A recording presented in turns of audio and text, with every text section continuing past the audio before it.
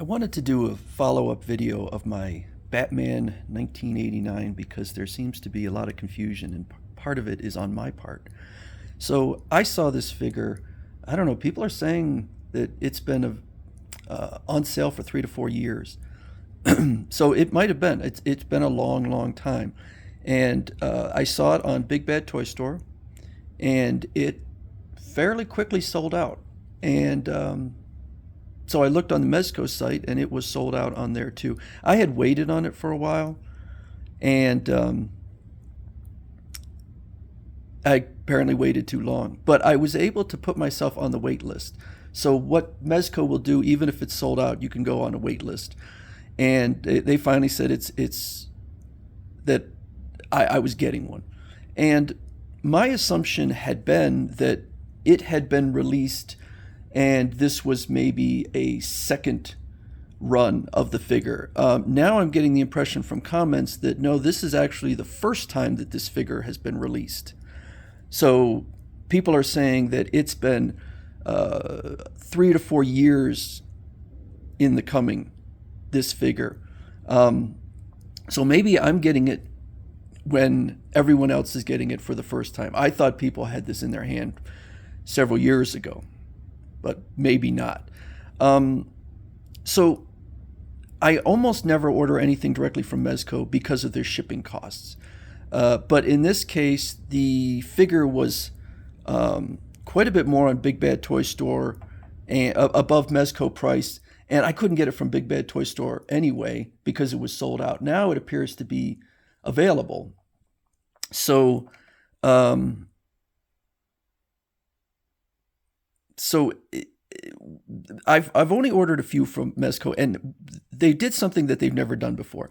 Yesterday they sent me an email with an FAQ related to the figure. So that was interesting because there must be a lot of questions about this figure for them to release an FAQ, because I've never seen them do that before. So here's the FAQ. It says, regarding the powder coating, which I had mentioned in my review that it looks kind of ashy.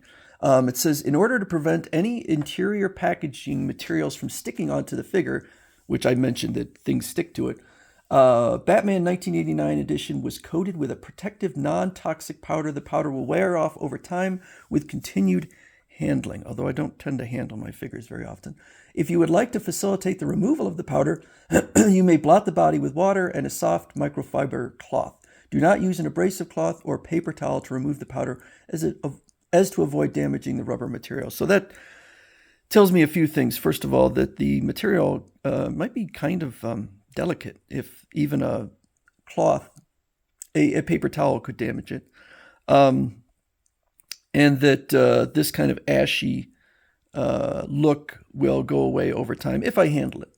I don't know what happens if I put it just on a shelf. It says, armature and articulation. Batman 1989 edition was designed with a seamless rubber body over articulated metal armature. So somebody was right. This is metal underneath. One of the commenters wrote that. At first, the joints may seem tight, and I didn't really notice that. But with continued careful use, they will loosen. We recommend that you do not flex or pull on the figure to prevent any damage to the armature or rubber body. While posing your figure, you may notice some minor misalignment occurs. I did not notice that. This is due to the internal armature used for Batman 1989 edition. This may be adjusted by gently applying pressure to the articulated joint. For example, if the shoulder becomes misaligned, gently raise the arm perpendicular to the body and gently apply pressure to the shoulder. Okay, I didn't have that issue, but that's interesting. So if I were to go in here and squeeze the figure, it doesn't feel like there's a body underneath. It's just, so I assume that there's embedded in this rubber exterior is a metal armature. And likewise with the arms, they're very squishy. I don't love that. And I see a lot of complaints. Somebody even said that they were going to cancel their order. So, that's people's choices. They could do what they want.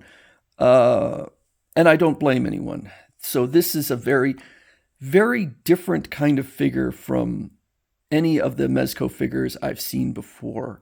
And it's an interesting choice. I don't know. if I care, I mean, you only really notice it if you're squishing it. Visually, it looks, I think, pretty good. I don't think it looks as good as in the still shots, but do I care that it's just a rubber exterior over a metal armature? I don't know. The big problem, and one of the commenters had pointed out that the cape is supposed to kind of peg into this area.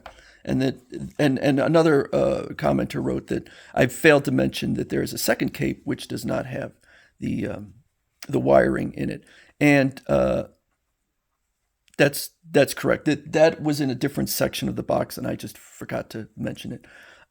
So you can kind of see where it theoretically this plastic O should fit over. It just doesn't. At least not for me. It sounds like somebody had success. Maybe a couple people had success. I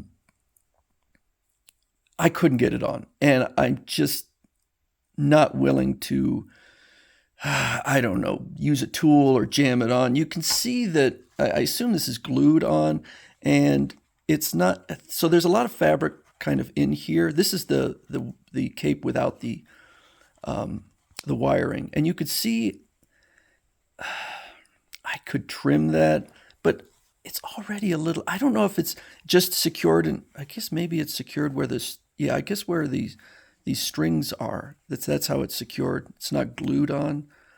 So that's why you have some gaps in there. I don't know. I don't think I want to start trimming it just so so it looks slightly different on the shelf. I just don't think it particularly worked, and I'd be curious to see other people's thoughts or their experience with the cape and whether it's fitting on or snapping in, because mine just doesn't. And I tried both capes, so that what you end up with is my figure. What you end up is a lot of gapping, and even if there's gapping, well, I mean, theoretically the cape would actually kind of fill in the gapping, but because it sits so high up, it's a very different figure. That's what I'll say. I don't know why they went with this rubber. The only thing I can think of, the reason they went, because they wanted the look of the movie, but they didn't want to absolutely destroy the articulation because of the nature of the figure. So they went with this rubber body. I'm a huge Mezco fan. They don't hit 100%. That's true. And one of the figures that I think of is the Wonder Woman figure I have. There's a necklace or something, some kind of neck guard armor that she wears, and I couldn't get it on. I absolutely couldn't get it on. And I'd seen it in promotional pics, but who knows? They might cut it just to get it on.